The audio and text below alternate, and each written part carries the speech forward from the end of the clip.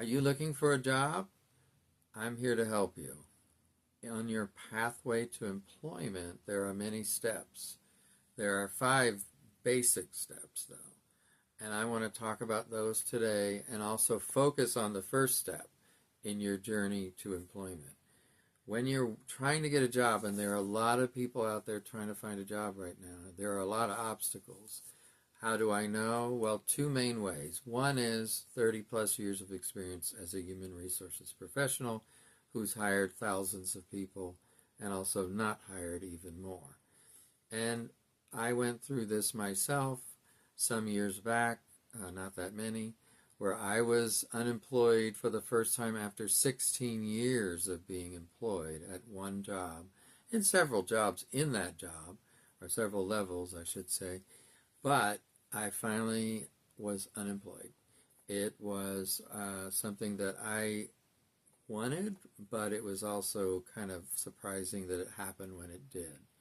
So I needed tools, and I actually went to a local group here that I give a lot of credit to called Passport to Employment. And Passport to Employment, well, if you're in the Indianapolis area like I am, I do recommend them highly. However, many of you are not. So I want to pass on some of what I learned through my many years of experience, through my personal experience finding jobs in the recent years. Because I'll tell you, in the 16 years that I was off the job market, so much changed that I just couldn't believe how different it was and how many new skills and tools you needed to succeed. So let's get started by first of all talking about what are the 4 reasons your resume may not even get seen by recruiters or hiring managers. So first of all, if you don't know, and I'm sure many of you do, many companies use ATS filters, applicant tracking system filters, are part of that system. And so they put in what they're looking for and, the key terms, the key skills, and your resume has to score a certain level to even get through. If you don't, when you apply, and sometimes when I was unemployed, I was taking 20 to 30 minutes or more on in one application because I was trying to follow all these steps, and it is putting some time into it. One thing you have to realize when you're unemployed, you're going to spend, at least 20 hours a week, hopefully, looking for a job. That needs to be at least a part-time job for you, looking for your full-time job, or more for some people. But anyway, the filters eliminate up to 80% of the resumes because they don't match the keywords. They don't have what's being sought by that employer for that job. Also, it could be because you oversold yourself. In other words, you put stuff on there that in some cases, some people, not you, but some people put untrue things on there, or they just kind of exaggerate, or you can tell on a resume they don't really know what they're talking about sometimes if they oversell themselves. Also, there's an online profile of what they're looking for. The job description is essential, which leads to the job posting. And usually they're very, very similar with a few key differences in my experience. And if your resume and cover letter don't match what they're looking for, again, even if there isn't a filter, like it's a smaller company, for instance, the company I work for now is much smaller than any I've ever worked for, and they don't use filters. So not everybody does use applicant tracking systems and filters, but you have a better chance of your resume getting seen if that's the case. But it still has to match what they're looking for. So many times I'll get resumes when we have jobs open, and I'll look at them, and I'm like, okay, I'm going through the different jobs that are listed and the types of experience, and we've said we're looking for, let's say, 4 or more years experience in whatever it is. Okay, but I'm not seeing that. Now, one thing I heard in Passport to Employment, maybe other places also, is that the average person who's reviewing resumes, and you may have a lot to review, in fact, a lot of times you have a lot, they only maybe spend 7 to 10 seconds looking at it. I mean, you just scan it, like let's say this is a resume, I'm scanning it, I'm looking at the different experience that's highlighted, and where do they fit this job? If I don't see it in that, 10 to 30 seconds, or actually 7 to 10 seconds is what they said, I will tell you that as a person who looks at resumes as part of my job all the time, or when we have openings at the different places I've worked, then I give it more than 10 seconds. I actually took offense to that statement when it was said and spoke up for HR people, because that's not true of everyone. Now, I know that HR people are not always the most popular people in a facility. That goes with the job, so I understand. However, what you want to do when you're looking at resumes is eliminate those who do not have relevant experience, and that will be pretty quick, whatever amount of time that is. And you didn't quantify your value. In other words, how do you add value? How would you add value in that company, in that role or job? You got to be putting what your strengths are and getting them across. And so many resumes do not, and guess what? They're not held on too long, whatever the time frame is. So without you presenting yourself in the best possible light, and that's what we're going to talk about today, by the way, then your probably resume is not going to get seen, or if it is seen, it's not going to get selected to move on. So you've got to get that part right in the first place. So let's go over the 4 steps, or actually 5 now, I added one, in the main process of starting your job search. Now, some of you may be past that, but just make sure you got all 5 of these steps. First of all, we already talked about it, and we're going to talk more today, the resume. That is so important. You need a wow resume and customize it. In other words, we'll go into more detail, but you can't just use the same resume for every job. Well, you can, but you're probably not going to have a whole lot of luck with it. Also, you need a cover letter, and I'm talking about a specific kind that's kind of what they call a T cover letter. We'll be going over that in the second video in this small series. And then your references. You need at least 3 and hopefully 5 or 6 work references, not personal references, work references that will speak to your value to a company, what you've done that that person knows of. And again, we'll go into how exactly that should be presented, because there are certain ways that are better than others. But yes, you need to have resumes to be able to present. And not just, don't put on your resume references upon request. You're going to be presenting these when you are in an interview. And I'll tell you how soon. And then also, Passport to Employment recommends highly that you get business cards for yourself as a candidate. So, most times business cards are, oh, I'm Joe Schmo, and I'm an IT consultant, and whatever it might be. Some information on a little card. I did this when I was unemployed, and it really helped. Now, it was kind of ironic that by the time I finally broke down and got the business cards, within a month I got a job, or several job offers, and the skills it took to learn how to get those is what I'm going to teach you in this series. So make sure you watch all the videos in this series. There will be at least 5. I would say there will be 5. And they will go along with these steps. But yeah, a business card as a candidate with your highlights, and I'll be showing examples and tell you about all these different things. We're going to go over examples. And also, you need to have a 30-second infomercial, so to speak, about yourself, kind of sort of memorized. Now, you don't want to sound like it's memorized and you're just reading it off in your head like a robot or something, but you want to have it to enough that you can kind of adapt it, but have your basic 30-second spiel about yourself. And it comes in really handy when they say, tell me about yourself. Or when they say, why should we hire you for this job? Now, you need to, again, customize it to the particular job and not just use the same thing over and over. Now, back to what the first part of this was about the resume. Let's focus on that now.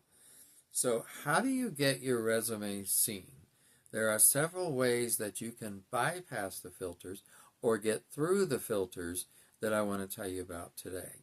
So the first one is you take the job, and I've got some examples here. So you take the job posting. I would print them out. These are from literal job postings. I would highlight the most important parts, make notes, and then take all these words out. You can take keywords out of what they are. This is what they're looking for.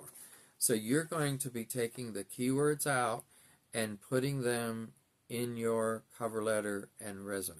So that's why I said you can't just use the same one and be successful. It took me a while to learn this, folks, and to actually make myself do it, because it's a lot easier to just take one resume and use it for everything. And even if you use ChatGPT or some other AI-based software, that's fine if you do it wisely. But you have to have your basic resume and cover letter and adapt it for that job.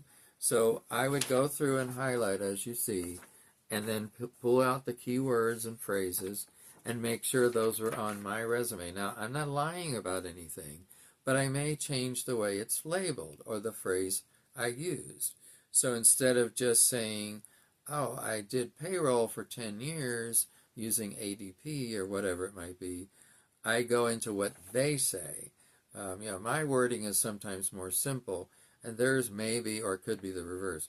Mine's more wordy, but theirs is more concise. So you try to use the same phrases and words, because if you can score at least an 80% I'm going to tell you about the site. It's called jobscan.co, and yes, it is just co, not com. Then you have a good chance of getting through the filters. And to do that, you have to start with the job posting. So again, this is an example. I like to highlight them when I was doing it and then take out the words and phrases. So I've got all kinds of things on here. So sometimes you might say, like I said, process payroll, and they might call it something else. So then you would want to change it to what they said. For instance, on this one, let me see if that's in here. I'm not seeing that payroll is a part of this one. But for instance, one thing that is provide onboarding support to ensure new team members have sufficient orientation. Well, okay, so orientation would be a keyword. Onboarding, another keyword. So those would be on my resume, and I'm going to show you a sample of my resume. It doesn't matter exactly where it's at. It just needs to be on there somewhere. I had a section on my resume. Here's one. Okay, I've cut off the top where my contact information was. But I have a section that right here that has what I offer to the company. This is a great place to put your keywords and phrases. Now, you don't need an objective. That's kind of outdated at this point. You don't need an objective of what you want to do. That's great, but they want to know what are you going to do for them, and that's what goes in here. So, for instance, you put, first of all, the job you're applying for at the top. This is Human Resources Business Partner. I know you can't see the wording, so that's why I'm reading it. So I'm going to read you a couple sentences here. A creative influencer with multiple years of experience in all phases of HR, or I could have said human resources, who make an impact and positive difference through problem solving, innovative methods, and integrity. A self-starter with the ability to multitask, possessing excellent organizational skills, critical thinking, and social skills, who will listen. So that's just a couple of the lines. It's not real long, as you see. And then right below that, sometimes this particular one doesn't have it. It may be on the next page. This is not the whole thing. You would have a list of your key skills. And that's where you can put, for instance, onboarding and orientations. So those are two words that are going to put you through that filter, or at least two of the hopefully many. So that's what you have to do. Go through and match the job posting with your resume. So you have your base resume and you just customize it.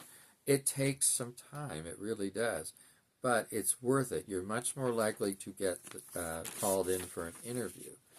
Now, another way, that's the best way to get through the filters or get past the filter. Another way is knowing if you happen to know someone, or you can bring your resume in person, if they allow that, and hand it to someone so that it goes directly from that person to the hiring manager. Or once in a while you get lucky in a small company and they'll call someone from HR to come meet you briefly. And you can just have, that brief interaction, and they can get to know you a little bit, maybe this much, and more importantly, what's on the resume, because that has to sell you. And that's your best marketing tool. Now, again, in part 2, we're going to talk about cover letters and what's the best thing to have on the cover letter and the way to present it. That goes right along with what we're talking about right now. But yeah, if you can go, when I got my current job, I was able to go in person, and they did allow me to drop off a packet with my resume, cover letter, references, and anything else I may have included. But those are the 3 big things. Because you have only a short time to impress someone, even in person. If you know someone who works there and they can bring your resume and hand it directly to HR, that's even better than trying to get through the filters, I mean. Because then if you trust that person, I hope, that they're getting it to HR. It doesn't guarantee, and none of this does, you're going to get an interview, but you're much more likely to get an interview. Now, if you use ChatGPT and other things like that, I'm not the most familiar with it. I've used it some for different things. It may make all this easier, and it may help even more. But these are the basics. So ChatGPT or not, you have to get the basics right. It's a very competitive market. And unless you do your homework when it comes to this job search on your pathway to employment, you are going to be less likely to get called in for an interview. By the way, what we usually do wherever I work is we start with a phone screen or a phone interview. And in that, it's a much shorter one than the actual interview. That's your first chance to impress that person. So first of all, when you're looking for a job, be aware of how you answer the phone. So many times I've called people over the years, and they don't come across well in that first few minutes because they seem defensive or paranoid, or like, why are you calling me? I mean, you're looking for a job. You might want to be open to someone calling you. So anyway, if you have a phone screen, again, you have to be ready to answer questions. And we're going to talk about interviewing in step 3, I believe it is. That would be the 3rd video, maybe 4th, it just depends. But 3rd or 4th video, we will be talking about interviewing and how you can succeed through what's called star stories, and how to market yourself. Keep in mind, this is your chance in an interview, and a phone interview, or virtual interview, whatever it is, to present your best self to them and what you can do for them as a company. If they ask about hobbies or trying to get to know you a little bit, that's fine, but that's not why they hire someone. Also, just know that the person has to make a decision. Generally, let's just say you have one job and starting with 80 resumes. Sometimes on Indeed or some of the other job search, LinkedIn, a recruiter can have multiple resumes within a day. And so then sometimes they're going through, like I said, and sorting, even if they're not using a filter, the company, and they still have to sort that. And they have to find the best of the best. So you want your resume to stand out. Today I've given you some reasons why it's important and some ways to improve your resumes. Make sure that you subscribe to this channel for more tips and lessons and tools, because I want to help you in your pathway to employment. Make sure to subscribe to this channel. It's a new channel. This is the very first video. I hope you enjoyed it. I hope you found it helpful. And again, my goal is to help people who are looking for a job, because I know it can be challenging, and I know how mentally draining it can be and stressful. I experienced all of that. And so I'm just here to help you all, and I hope that everything I say and share will get you not just on the pathway to employment, but to a new job itself, and hopefully one that you really like. So take care, everyone. I'll see you on the next video.